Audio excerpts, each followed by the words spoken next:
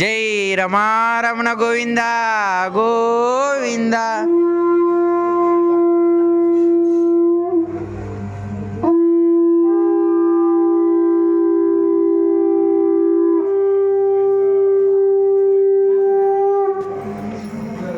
అయ్యవారు ఆ పక్క.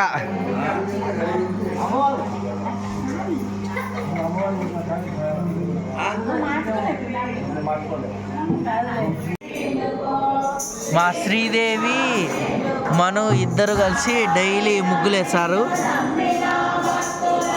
గొబ్బెమ్మలు కూడా పెడతారు డైలీ. చూడండి ఎంత అందంగా వేసినారో ముగ్గులు.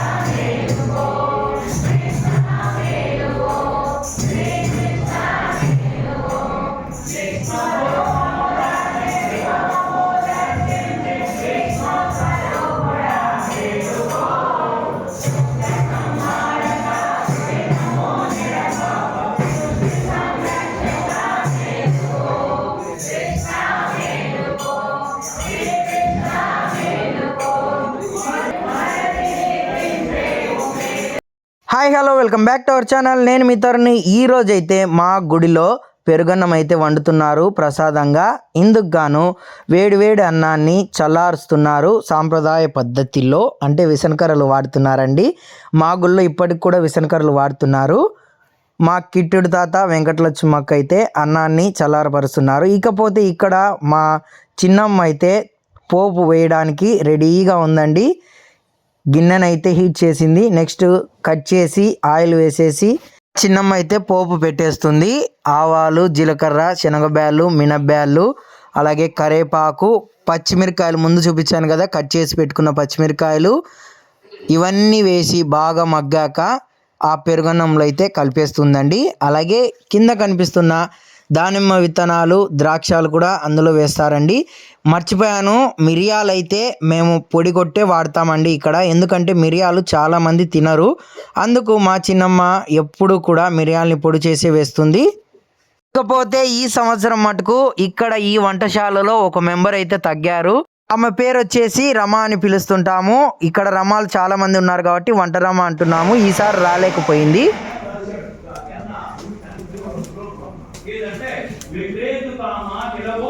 ఈ తినేటేనా స్వామి?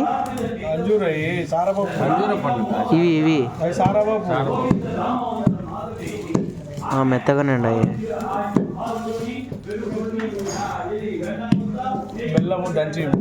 నెయ్యి వేసినారా దండిగా? గొంతు పోతుంది ఇంకా వీళ్ళందరికీ పైసలు.